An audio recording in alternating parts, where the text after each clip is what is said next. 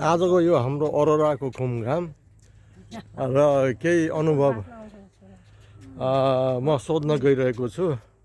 उहाँ हुनुहुन्छ शोभा महत छेत्री, पोखरा सृजना चोकबाट। कस्तो लाग्यो तपाईँलाई आज?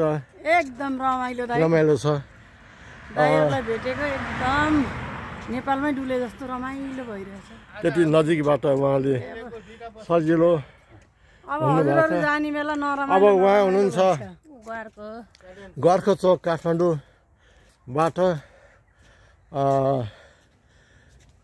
यो शोभा नानी शोभा साके उहाँ हुनुहुन्छ गोर्खा चोकबाट।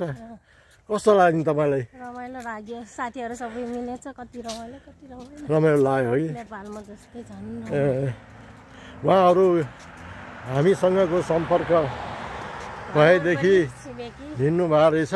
यहाँ बस्दा पनि हामी छिमेकी हौँ है, एक दुई घरको तलमाथि हो, छिमेकी हौँ। अनि योभन्दा अगाडि यस्तै साथीहरू फेला नपरेर वा परिचय नभएर होला यसरी निस्कन नसक्नु भएको रहेछ।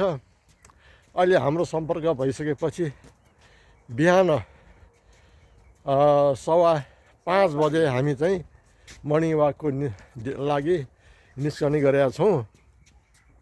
अब हुनुहुन्छ उहाँ सर्लाहीबाट, बागमती नगरपालिका 2 सर्लाही। मेरो नाम चाहिँ बद्रीबहादुर रायमाझी। तर साह्रै रमाइलो लागेको छ यस ठाउँमा।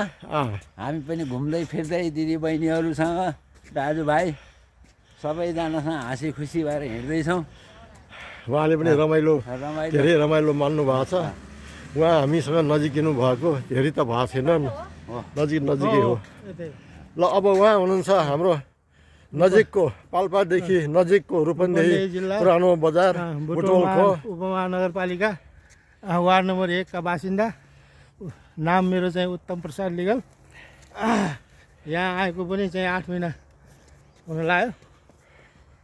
अब हामी चाहिँ नेपाल फर्कनेछौँ। उहाँ पनि लगभग अब हप्ता 10 दिन पछाडि नेपाल फर्कँदै हुनुहुन्छ।